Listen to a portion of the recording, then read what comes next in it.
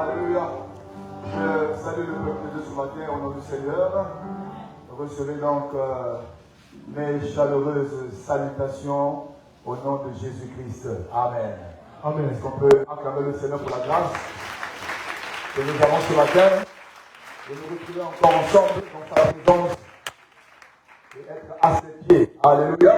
Amen. Bénissons le Seigneur pour ce moment merveilleux. Et l'Église a besoin de cela. Dieu est disposé. C'est à nous de savoir disposer nos cœurs à chaque fois que nous venons au culte. C'est à nous de savoir nous préparer à chaque fois que nous venons au culte. Si nous nous préparons bien, nous laissons la place au Seigneur, et bien nous allons l'accueillir et il nous fera du bien. Rapidement, nous allons prendre le sujet de ce matin, un message thématique par rapport à la direction que nous venons de prendre. Être des chrétiens qui vivent la vie de Dieu. Pas des chrétiens qui sont étrangers à la vie de Dieu. C'est dans cette direction que nous allons naviguer pendant ce deuxième trimestre. C'est dans cette pensée du Seigneur que nous allons nous édifier. Et le but du Saint-Esprit, c'est de nous interpeller à l'examination de la qualité de notre foi. Et s'il y a problème, bien aimé du Seigneur, que chacun puisse travailler pour vivre la vie de Christ. Que la vie en Christ ne soit pas un slogan, mais une réalité évidente et consciente en chacun de nous. Parce que Dieu prend plaisir à un peuple qui marche dans la vérité. C'est ce que l'apôtre Jean pouvait dire dans ses épîtres. Mes enfants, je suis dans la joie de savoir que vous marchez dans la vérité. Ça, c'est le cœur de Dieu. C'est ça qui fait plaisir au Seigneur. Que toi et moi, nous puissions marcher dans la vérité. C'est ça l'adoration. C'est ça, bien Seigneur, quelque chose qui glorifie Dieu. Donc le terme de ce matin, ne sois pas ce genre de chrétien. Le terme de ce matin, ne sois pas ce genre de chrétien, de croyant. Ne sois pas ce genre de croyant. Puisqu'on n'a pas dit quel genre de croyant, tu mets 3 points de suspension. Alléluia. Ça veut dire qu'il y a des choses qu'on devait dire qu'on n'a pas encore dites. Et ce que nous allons dire après les 3 points, c'est ça qui constitue le message de ce matin. Je répète la thématique de ce matin. Ne sois pas ce genre de croyant. Alléluia. Nous repartons dans notre introduction. Israël a connu des temps sombres dans sa marche avec Dieu. À cause de la désobéissance à l'alliance avec le Seigneur, le royaume du Nord va être déporté en exil sous la domination des Assyriens. Et c'est Judas qui est resté à Jérusalem. Bien aimé du Seigneur, parce qu'il s'est forcé encore à garder la loi. À garder l'alliance avec le Seigneur. Mais malheureusement, quelques temps après, ils sont eux aussi tombés dans le même mal. Ils ont oublié l'alliance avec le Seigneur. Ils sont rentrés dans l'idolâtrie. Et le même châtiment que Dieu a fait subir au royaume du Nord, il a fait aussi subir au royaume du Sud, donc Juda. Et donc sur les Babyloniens, Juda aussi va être emporté en captivité. Et là commencent donc les 70 années de l'exil. Et quand ces Babyloniens sont venus, ils ont détruit Jérusalem. Ils ont détruit détruit les murailles. Ils ont détruit le temple. Ils ont emporté tous les Israélites chez eux là-bas. Et donc, bien aimé Seigneur, il n'y avait plus de murailles. Les maisons étaient incendiées. Le temple était détruit. Et c'est ce qui a fait que plus tard, lorsqu'ils vont revenir par la grâce du Seigneur, Néhémie va revenir pour rebâtir la muraille. Les Esdras et les autres Zorobabel vont revenir pour rebâtir le temple. Ils vont donc commencer donc à refaire le culte. Et c'est ce qui fut fait derrière le Seigneur. Pendant ce temps, ils se sont efforcés à garder le nom du Seigneur. Parce qu'ils étaient conscients que s'ils étaient déportés en captivité, c'est parce qu'on avait négligé l'alliance. Bien aimé du Seigneur, et les prophètes sont venus les réveiller. Et le dernier prophète dans la Bible, c'est Malachie. Et maintenant, Malachie fait le pont avec Matthieu. L'intervalle entre Malachie et Matthieu fait plus de 4 siècles. Cet intervalle est appelé le temps de silence. Il n'y avait plus de prophètes qui parlaient. Et pendant cette période-là, beaucoup de choses se sont développées. Déjà, ceux qui étaient en exil, parce qu'ils n'avaient plus de temple, dans le besoin de continuer à adorer Dieu, ils ont créé ce qu'on appelle par les synagogues. Synagogue, ça veut dire un lieu de rassemblement, un lieu de rencontre. Ou bien assemblée. Voilà comment est-ce que les synagogues sont nées. Parce qu'ils n'avaient plus de temple, mais ils voulaient continuer à prier Dieu. Ils ont donc commencé à créer des synagogues. Au lieu de s'arrêter sur le mont-là, beaucoup de groupes religieux vont commencer à voir le jour. Parmi ces groupes religieux, moi j'ai ajouté les Samaritains. Et vous allez aussi trouver les scribes. Vous allez trouver les pharisiens. Vous allez trouver les hérodiens. Vous allez trouver les zélotes. Vous allez trouver les esséniens. Et un autre groupe que Jésus lui-même va établir. Tous ces groupes-là sont nés pendant ce 4 siècles de silence. Au départ, la motivation était bonne. Prenons le cas par exemple des pharisiens. Ils voulaient s'attacher à la loi de Moïse. Mais quelques temps après, au lieu de rester fidèles à la loi de Moïse, ils sont tombés dans les dérives, commencé à mélanger la loi de Dieu avec les traditions humaines. Et donner plus de poids aux traditions humaines qu'à l'alliance avec Dieu. Ça, c'est une leçon de l'Église. Vous pouvez faire quelque chose qui paraît bien aux yeux des hommes, mais quand ce n'est pas Dieu qui vous a dit de faire, cette bonne chose va vous conduire à la mort. Dans la marche avec Dieu, ne vous contentez pas de faire ce qui est bien. Cherchez plutôt à faire la volonté de Dieu. Se constituer en groupe de pharisiens pour défendre les lois de l'Éternel.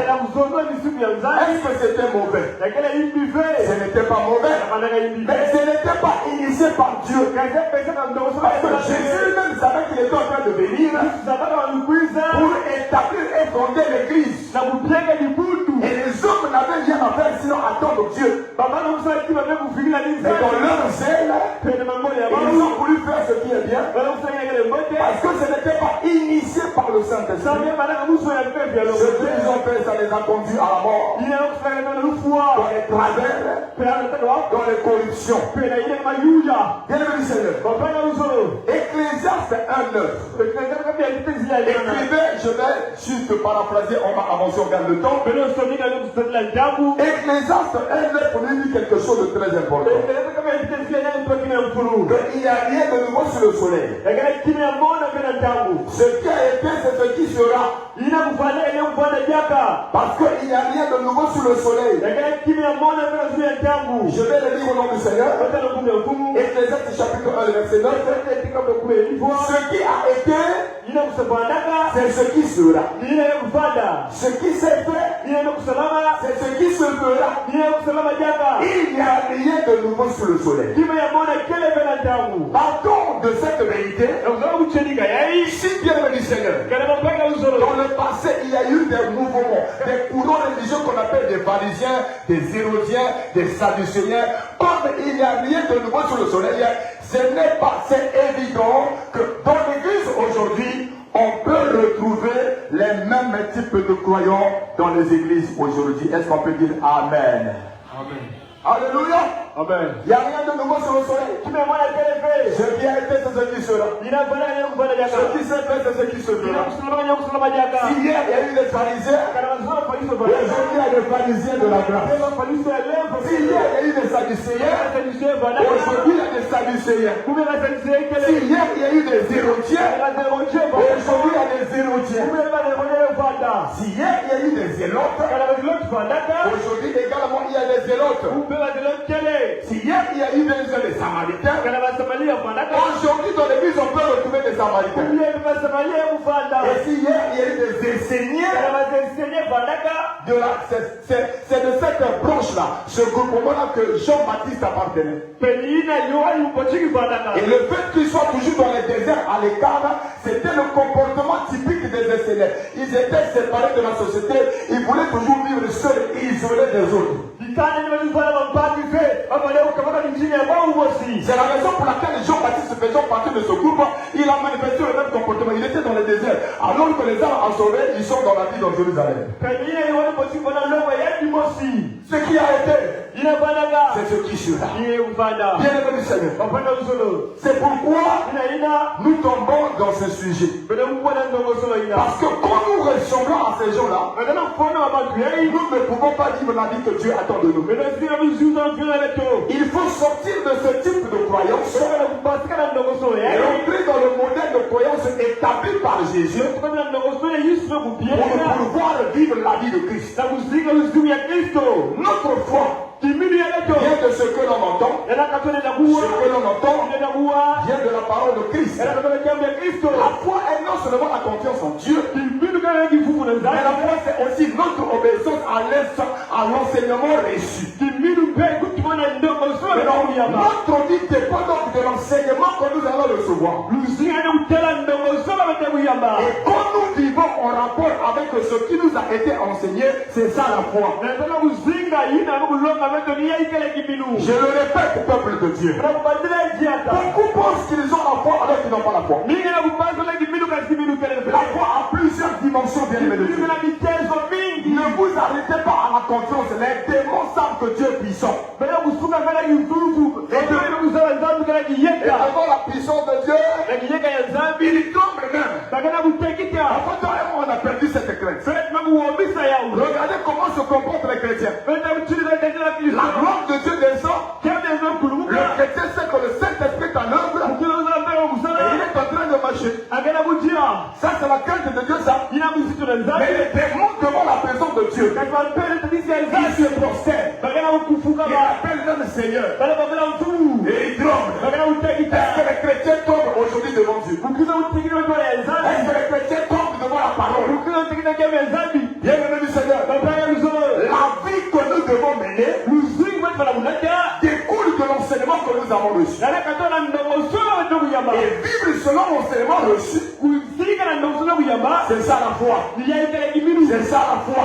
C'est ça la foi. C'est ça la foi. C'est ça la foi. Celui qui ne vit pas selon les enseignements de Jésus, ne dit pas que tu as la foi. Si tu ne vis pas selon l'enseignement que Jésus t'a donné, si moi pasteur, je me contente d'enseigner. Je me contente de venir là et de dire des choses au peuple de Dieu, de dire des vérités, des rémas, des choses profondes, mais je ne vis pas ce que j'enseigne. Bienvenue Seigneur, je n'ai pas la foi. Je veux que nous puissions comprendre ça. La foi c'est marcher selon l'enseignement de Jésus. Et quand toi et moi on ne marche pas selon l'enseignement de Christ, on n'a pas la foi. Est-ce qu'on peut dire Amen? Amen. Est-ce que Jésus nous a enseigné la fornication? Non. Et celui qui vit dans cette vie-là, est-ce qu'il a la foi? Non. Est-ce que Jésus nous a enseigné la division? Non. Et celui qui se dit chrétien et qui reste là dans cette division, tu n'as pas la foi. La foi obéit à l'enseignement. L'enseignement de Jésus, c'est que pardonnez-vous. Aimez-vous les uns les autres. Et pourtant tu connais cette phrase. Nous connaissons cette parole. Malgré le fait que nous connaissons, nous ne mettons pas en pratique. C'est ça l'incrédulité. C'est ça manquer de foi. Bienvenue Seigneur. Ce qui a été, c'est ce qui sera. C'est pourquoi nous allons essayer vraiment d'avancer. Le premier groupe dont nous avons fait mention, c'est le groupe des Samaritains. 2 Rois chapitre 17, le verset 24. 2 Rois chapitre 17, le verset 24. Nous sommes à partir du verset 24. Je lis au nom du Seigneur. Pour que nous puissions comprendre qu'est-ce qui caractérise les Samaritains. Lisons au nom du Seigneur. Alléluia. Le roi d'Assyrie fait venir des gens de Babylone, de Kouta, d'Ava et de Hamath et de Sepharvaïm. Il les établit dans les villes de Samarie à la place des enfants d'Israël. Ils prirent possession de Samarie et ils habitèrent dans ces villes. Lorsqu'ils commencèrent à y habiter, ils ne craignaient pas l'Éternel et l'Éternel envoya contre eux des lions qui les tuaient. Et on dit au roi d'Assyrie, les nations que tu as transportées et établies dans les villes de Samarie ne connaissent pas la manière de servir le Dieu du pays. Et il a envoyé contre elles des lions qui les font mourir parce qu'elles ne connaissaient pas la manière de servir le Dieu d'Israël. Verset 33. Ainsi, ils craignaient, on parle des Samaritains, suivez. Ils craignaient l'Éternel et ils servaient en même temps leur Dieu d'après la coutume des nations où on les avait transportés. Ils suivent encore jusqu'aujourd'hui leur premier usage. Ils ne craignent point l'Éternel. Et ils ne se conforment ni à leur loi et à leur ordonnance, ni à la loi et au commandement prescrit par l'Éternel aux enfants de Jacob, qu'il appela du nom d'Israël. Voici la situation des Samaritains. Les Samaritains viennent d'où? Ce sont des étrangers. Lorsque le roi d'Assyrie a pris possession du royaume du nord, il prend l'élite de la nation, il l'emmène chez lui. Et à la place, il va prendre des étrangers. Il les ramène en Israël. Il les établit là. Et ces gens ont commencé à avoir des mariages, à mettre au monde des enfants, et à se confondre avec le peuple d'Israël. Mais à l'origine, ils ne sont pas arrivés en Israël par la voie principale. Ce sont des étrangers qu'on a pris et qu'on a amenés en Israël. C'est de ceux-là que nous parlons des Samaritains. Leur trait caractéristique, ils vivent dans les mélanges. Ils servent en même temps Dieu, en même temps les idoles. Leur autre caractéristique, ils pratiquent jusqu'aujourd'hui leur mauvaise œuvre. Depuis qu'ils ont quitté leur nation et vivent en Israël, ils ne se sont jamais séparés de leurs coutumes, de leur ancienne vie. La Bible dit que jusqu'aujourd'hui, ils pratiquent les mêmes choses. Troisième caractéristique, ils vivent en Israël, mais ils adorent d'autres dieux. Ils vivent en Israël, mais ils servent d'autres dieux. Peuple de Dieu, je vous pose la question. Est-ce qu'aujourd'hui, dans l'église de 2025, il n'y a-t-il pas des gens qui se disent chrétiens, mais qui se comportent comme ça? Bien le Seigneur. Il y a plein d'étrangers dans les églises. La voie normale pour devenir un enfant de Dieu, c'est la repentance avec la rencontre avec l'évangile. Tu rentres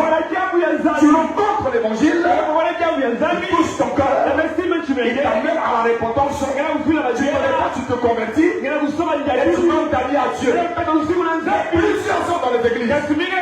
Ils ne sont jamais passés par là. Ils sont venus par un autre chemin. Comme par exemple, je suivais une fille. Et la fille te dit, si tu veux de moi, on va faire le yo-yo. Et voilà le bon monsieur. Ce n'est pas Jésus qui l'a appelé. C'est Saint-Malatar, le roi assyrien, qui t'allait le prendre. Pour venir l'établir dans l'église. Il n'est pas en train de suivre Jésus. Il est en train de suivre une belle sœur. Il est en train de suivre un bon frère. Un jeune homme qui est merveilleux. Un homme qui est bon et qui lui a promis le mariage. C'est même pas Jésus qui l'a mené dans l'église. C'est autre chose. Tu es là, Père de par quelle voie tu es devenu chrétien? C'est la raison pour laquelle plusieurs n'arrivent pas à vivre la vie chrétienne. Parce que cette vie, elle dépend de Jésus. Toi-même seul, tu ne peux pas vivre cette vie. Il faut que tu deviennes enfant de Dieu. Par la voie légale, Jésus te reconnaît et lui il te donne la capacité de devenir enfant de Dieu. Et ne peuvent recevoir cette capacité de vivre la vie chrétienne ceux qui sont passés par la croix, ceux qui ont rencontré l'évangile. Ils n'ont pas rencontré un ange, ils n'ont pas rencontré une église, ils n'ont pas rencontré le pasteur, ils ont rencontré Jésus, ils ont rencontré Jésus, ils ont rencontré Jésus, ils ont rencontré Jésus. C'est ceux-là à qui Jésus donne la capacité. Si tu n'as pas la force de vivre la vie chrétienne, c'est que tu n'as pas reçu cette force. Et si tu n'as pas cette force, tu es l'enfant d'un autre. Il y a de fortes chances que tu sois un enfant de l'autre jusqu'aujourd'hui. Tu n'es pas passé par la bonne voie. Frère, nous avons tué l'église. Les gens viennent à l'église. Au lieu de la laisser rencontrer l'évangile, on est là parce qu'on l'a amené à l'église. Et on veut que le pasteur voie comment j'amène les gens à l'église. Au moment de la paix des dames, on fait comme ça. Vous êtes en train de l'influencer. C'est le Saint-Esprit qui doit le convaincre. Il doit se lever parce qu'il a compris l'évangile. Il doit se lever parce qu'il a compris qu'il est coupable devant Dieu. Il doit se lever parce qu'il a compris que Jésus est son seul sauveur. Et que s'il ne donne pas sa vie à Jésus, il va se perdre. Est-ce le cas, bien le Seigneur? Voilà comment nous avons tué l'église. On le tape comme ça là. Il y en a même des parents qui menacent les enfants. Si tu ne donnes pas ta vie à Jésus, je te donne plus l'argent de poche. Je ne sais plus rien. Et vous avez amené des inconvertis, des païens, des samaritains qui vous créent des problèmes. Mais vous êtes la il dit que maman vous tue. Après, il faut gêner ça, non? Quelqu'un qui n'a pas l'esprit de Dieu. Vous devez quelle bénédiction il va vous emmener? Quelle paix il va vous emmener? Laissez les choses de Dieu, la responsabilité de Dieu entre les mains de Dieu. Ne faisons pas ce qui ne nous convient pas, ne revient pas. L'autre caractéristique de l'Église, depuis qu'ils sont quittés leur pays, ils sont venus à Jérusalem. Leur ancienne vie, le copain d'autrefois, la musique d'autrefois, la vie d'autrefois, les pratiques d'autrefois, année après année. Ici nous sommes déjà à plus de 8 ans. 8 ans en arrière, il était dans les copinages, il était dans les divisions, il était dans les bisingas, il était dans l'orgueil, il était dans l'incrédulité, il était dans les calomnies, il écoutait la parole. 8 ans après, les mêmes choses demeurent. Samaritain. Samaritain. Dis à ton voisin Samaritain. Samaritain. On va te dire. Dis les Samaritains. Ce sont ceux qui gardent leur mauvaise vie. Année après année, la parole passe, ils ne changent pas. Et comme ça, on va aller où? Est-ce que tu n'écoutes pas la parole? Est-ce que le Saint-Esprit ne te parle pas? Est-ce que Dieu ne t'a jamais visité? N'as-tu jamais pleuré ici? Mais on pleure et on revient. On pleure et on revient. Parce que vous êtes passé par la mauvaise voie. Celui qui est passé par la croix, le Saint-Esprit vient à ta rencontre. Et ce n'est plus par la force. Ce n'est plus par la force. Ce n'est plus par la force. Mais c'est par mon esprit. Par mon esprit. Alléluia. Je manque l'esprit de Dieu. Le Père des enfants. Jésus ne l'accorde que à ceux qui sont enfants. Et ceux qui sont enfants, et ceux qui sont passés par la croix, ils ont rencontré l'évangile. Ils ont eu un débat avec l'évangile. L'évangile les a convaincus. Ils ont dit Seigneur, je suis perdu. C'est mon seul sauveur. Je te donne ma vie. Sauve-moi de l'enfer. Ramène-moi vers Dieu. C'est à ceux-là que tu donnes le pouvoir de devenir enfant de Dieu. C'est ceux-là qui ressemblent l'Esprit de Dieu. Et l'Esprit de Dieu les rend capables de vivre la vie de Dieu. Pourquoi tu n'arrives pas? Pourquoi tu n'arrives pas? 8 ans après, pourquoi la même chose? Négligence, paresse, relâchement, détachement, abandon, on recule, on régresse, on n'avance pas. Quelque chose qui te manque. Et la vraie vérité, mon frère, tu n'es pas passé par la bonne voie. Bienvenue Seigneur. Alléluia. L'exemple de cette femme samaritaine. Jean chapitre 4, verset 8. La discussion de Jésus avec la femme samaritaine. Bienvenue Seigneur. Ah, si on ne finit pas, on va s'arrêter là. Gloire au Seigneur. On va le lire. Là, il faut qu'on lise ce texte. Et qu'on entende ce que la parole de Dieu nous dit. Jean chapitre 4, verset 8. Permettez que je suis. Alléluia. Voilà ce qu'il est en train de dire.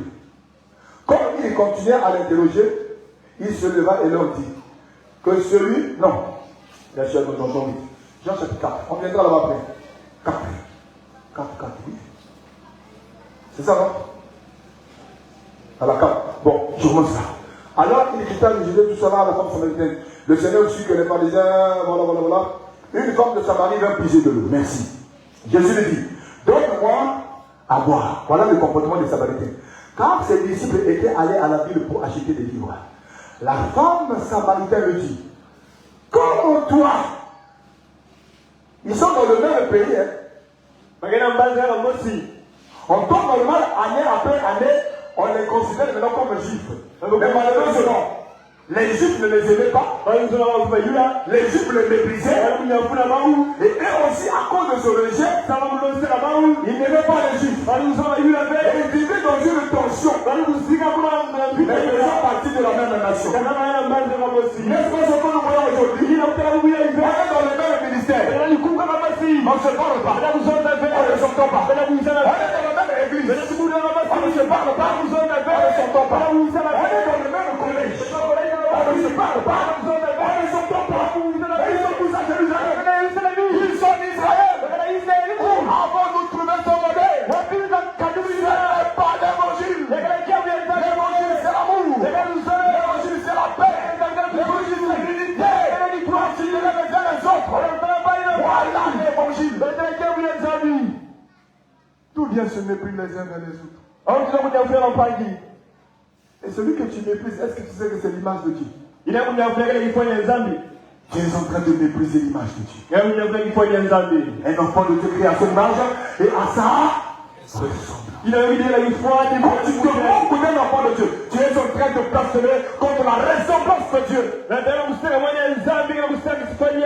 pourquoi la Bible nous interdit de nous montrer les gens. Qu'ils soient bons ou bien, c'est pas ton problème. Qu'ils soient électés ou cool, c'est pas ton problème. Qu'ils soient minces ou gros, c'est pas ton problème. C'est son créateur qui a décidé qu'ils soient comme ça. Tu es la volonté de Dieu. Et aussi comme le Seigneur, tu peux être belle, tu iras à l'enfer. Tu peux être pauvre, tu iras à l'enfer. Tu peux être fidèle.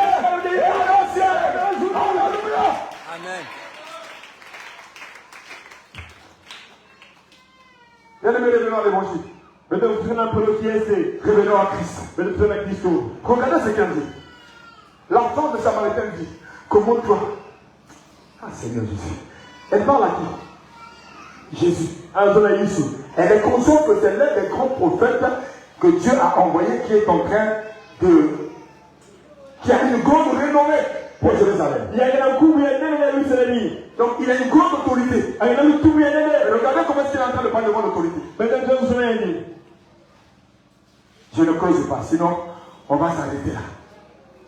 La femme samaritaine dit, comme toi, qui es juif, me demandes-tu à boire, à moi qui suis une femme samaritaine orgueilleuse. Les Samaritains sont orgueilleux. Que Dieu vous délivre de l'orgueil. Que Dieu vous délivre de l'orgueil. Tu n'es rien. Tu n'es rien. Tu n'es rien. Tu es poussière et tu retourneras à la poussière. Tu n'es rien, mon frère. L'autre va faire certaines personnes que tu vas le tenir là-bas. Le pauvre meurt. Le riche meurt. Le païen meurt. Le pasteur meurt. Alléluia. Bien-aimé Seigneur. Jésus lui répondit. On dit, les Juifs en effet n'ont pas de relation à Seigneur Jésus. Est-ce qu'on peut être dans une même église et qu'on n'a pas de relation? Est-ce qu'on peut être dans une famille et ne pas avoir de relation? Est-ce que c'est le modèle normal d'une famille? C'est un modèle de famille dysfonctionnel. C'est-à-dire une famille qui ne fonctionne plus bien. Une famille normale. Les membres de cette famille, ils ont de bonnes relations. Quelle est la qualité des relations que nous avons dans le couple? Dans nos maisons, avec les enfants, avec nos femmes, avec nos époux, à l'église, entre nous les enfants de Dieu. Samaritain. Mais il adore Dieu. Alléluia. C'est disciples. La femme ce matin lui dit, comment toi? On va continuer. Jésus lui répondit, verset 10. Excusez-moi. Non, ne mettez pas, laissez ça comme ça. Ne mettez pas. Parce que nous sommes un seul corps. Donc si vous souffrez, moi aussi je dois souffrir avec vous. Alléluia. Voilà, on va aller comme ça. Verset 10. Jésus lui répondit, si tu connaissais le nom de Dieu et qui est celui qui te dit, donne-moi à boire, tu lui aurais toi-même donné à boire, il t'aurait donné de l'eau vive. Le Seigneur lui dit, femme, tu n'as rien pour puiser, et le puits est profond. D'où auras-tu donc cette eau vive? Es-tu plus grand que notre père Jacob, qui nous a donné ce puits et qui en a bu lui-même?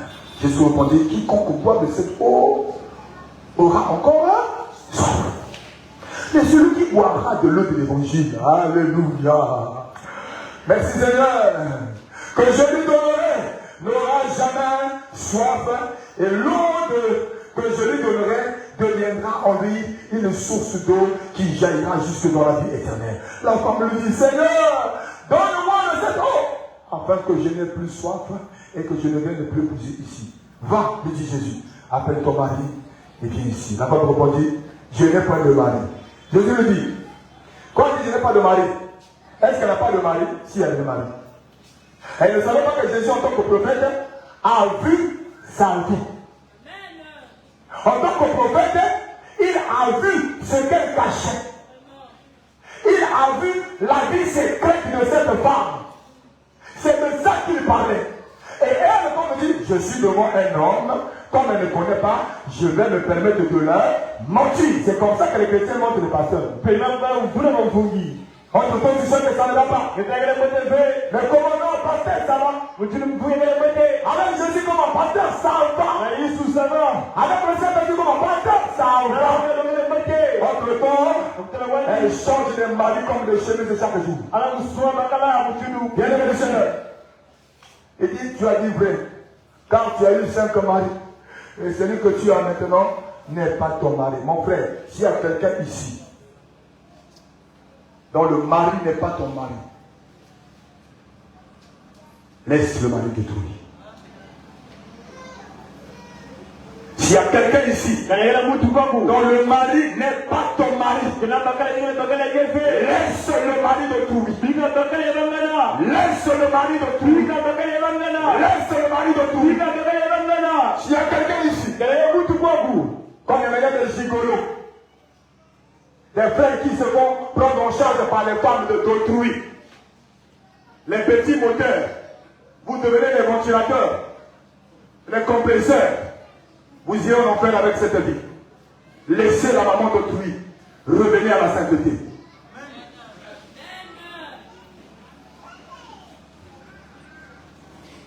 Après, qu'est-ce qu'il m'a dit? Seigneur, lui dit d'accord, je vois que tu es prophète. Après, il dit, ce qui m'a fait mal, verset 20. Nos pères ont adoré sur cette montagne. Et vous dites que le lieu il faut adorer, c'est à Jérusalem. Je me suis arrêté là. Donc, elle a adoré Dieu sur cette montagne. Et la montagne, on s'en a mis sur la montagne de Garizim. C'est le mont Garizim. Les Samaritains, à cause de leur division, qu'est-ce qu'ils ont fait? Ils ne partaient pas adorer à Jérusalem, là où le lieu de culte officiel était reconnu. Et ils organisaient leur culte sur le mont Garizim. Ils ont même construit un temple sur le mont Garizim. Ils faisaient leur culte là-bas. Et jusqu'aujourd'hui, ce groupe-là existe encore. Et ils continuent à célébrer leur fête sur cette montagne. Donc ils sont en train de persévérer dans un comportement de division. Alléluia. Dites-moi amen et que je vais dire quelque chose. Je vais parler avec moi, dis-moi amen. Il y en a plein des Samaritains. Il y a des séminaires à l'église. Ils vont organiser des prières ailleurs. Samaritains. Tu vois? Le lieu de culte c'est ici. Quand tu vas où? Tu vas chercher quoi? Samaritains. Samaritains. Le lieu de culte c'est à Jérusalem. C'est sur le mont Morisha. Là où l'agneau de Dieu a été pourvu. Et c'est là que le salut peut venir.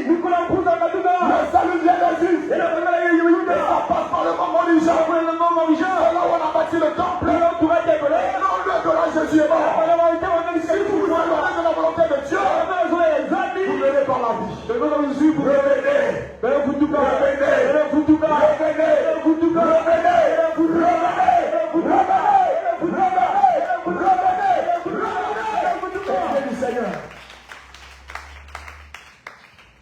Le bien de Christ de Jérusalem, elle va garder. Elle a eu quoi? Elle était satisfaite. Elle chantait de mari en mari. Elle sont pas là. Le mont Garizim n'a pas pu la délivrer de cette vie de célibat répété. L'adoration au mont Garizim n'a pas pu le délivrer de ce lien de divorce répété. S'il y avait Dieu là-bas, il fallait que ce problème soit réglé. Vous allez dans les bizingas. Les problèmes là sont finis.